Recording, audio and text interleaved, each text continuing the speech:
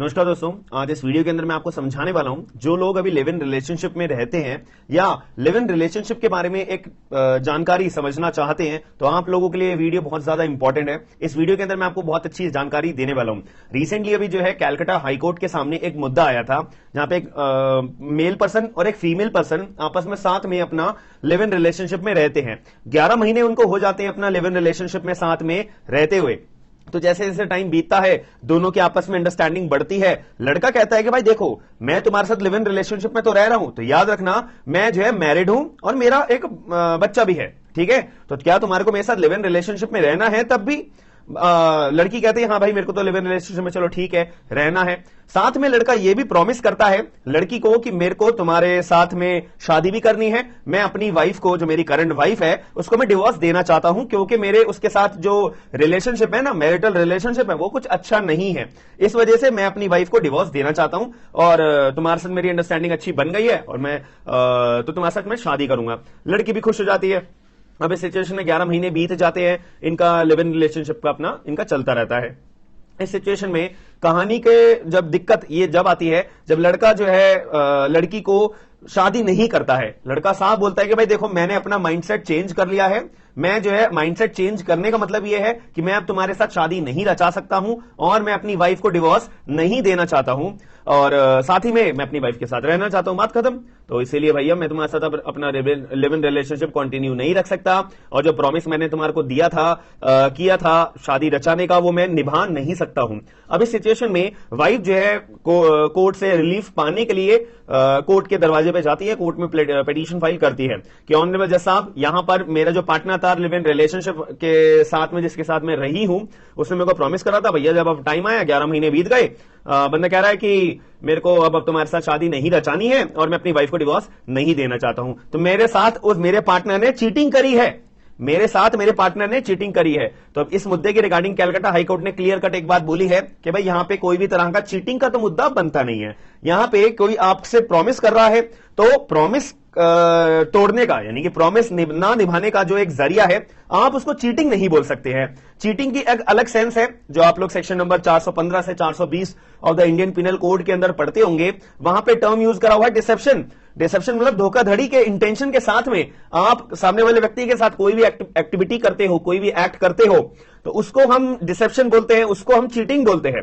But यहां पे जो आदमी था, जो मेल पर्सन था, उसने तो क्लियर कट आपको क्लियर तौर पे एक बात बोली थी कि भाई मैं तुम्हारे साथ रिलेशनशिप में तो हूं और मैं शादीशुदा हूं, मैं अभी विचार करूंगा कि मैं डिवोर्स देना चाहता हूं और मैं तुम्हारे साथ शादी रचाऊंगा। बट ऐसा नहीं पॉसिबल हो पाया। तो इसका मतलब ये नहीं है कि जो मेल पर्सन है उसने चीटिंग करी है आपके साथ में। तो यहां पे कलकत्ता हाईकोर्ट ने क्लियर तौर पे ये बात बोल दी है। ये बात आप अपने दिमाग में जरूर रखिएगा। ये जब जजमेंट आया इसके बाद लोगों ने अपने अपने अलग अलग पॉइंट ऑफ व्यू दिए। इसके बाद मतलब इस फैसले के बाद कि कौन कौन लोग एग्री करे, कौन कौन लोगों ने एग्री नहीं करा। जैसे कि एक संदीप नाम के व्यक्ति हैं जिनकी उम्र है 34 ईयर्स, 34 साल के ये व्यक्ति हैं। इन्होंने बोला कि I think the high court took the right decision if the man had already told the woman that he is married person, then the woman has no business saying that he cheated on her, even though he made a promise of divorcing his wife. Breaking of a marriage just by a promise is not easy and should not be encouraged. तो ये इन्होंने बोला कि भाई देखो, एक बार बंदे ने बस प्रॉमिस कर दिया तो प्रॉमिस को निभाने के चक्कर में बंदा अपनी शादी तोड़ के थोड़ी ना बैठ जाएगा। और बंदे ने अपने प्रॉमिस को पूरा नहीं करा तो उसका मतलब बंदा चीटिंग थोड़ी ना कर रहा है। तो जो हाईकोर्ट ने बात बोली है, जो हाईकोर्ट ने इंटरप्रिटेशन निकाला है, वो बहुत बढ़िया निकाला है। तो ये एक पर्सन थे संदीप नाम के व्यक्ति, इनका कहना था। एक और थी, इनका नाम क्या है, इनका नाम है विद्या, जिनकी उम्र है 45 साल। इनका कहना है कि there is a big difference between live in relationship and marriage. How can the woman just assume that the men will marry her only because they have stayed together for 11 months? To demand the marry to marry her and then accuse him of cheating on her just because he had decided to stay in the marriage or with her wife is not a ground for cheating. तो यानी कि जो Calcutta high court ने बात बोली है वो बहुत बढ़िया बात बोली है। ये भी एक विद्या नाम की लेडी है, 45 ईयर्स इनकी उम्र है। इनका भी यही कहना था, ठीक है। और एक और पर्सन है जो मेरे हिसाब से उमा नाम की लड़की है जो 32 साल की है। इनका कहना है, इनका थोड़ा सा अलग व्यू है, अपोजिट व्यू है। इन्होंने बोला the man absolutely has no sense of moral. He first got into a relationship with a woman and gave her hopes of marrying her, and the woman also mentioned how sexual exploited she felt.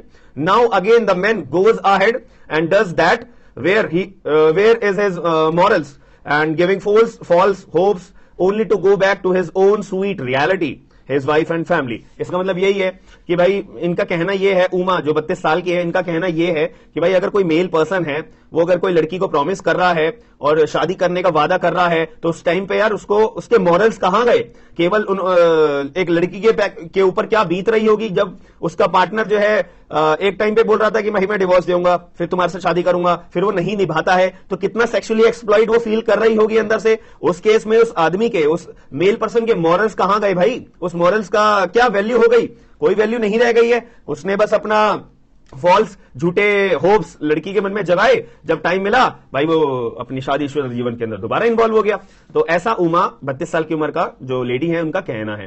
तो आपका भी क्या क्या point of view? ऐसे बहुत सारे लोगों ने अलग अलग पॉइंट ऑफ व्यू बता रखे हैं इस पर्टिकुलर कैलकाटा हाईकोर्ट के जजमेंट के रिगार्डिंग, जिन्होंने साफ तौर पर बोला था कि भाई अगर मेल पर्सन ने साफ बोल दिया ना कि मैं शादीशुदा हूं, तो कोई भी तरह का चीटिंग नहीं माना जाता है। आपका क्या पॉइंट ऑफ व्यू है? प्लीज कमेंट बॉक्स के अंदर ये पॉइंट ऑफ व्यू अपना जरूर बताएगा। मिलते हैं नेक्स्ट वीडियो के अंदर। थैंक यू, धन्यवाद।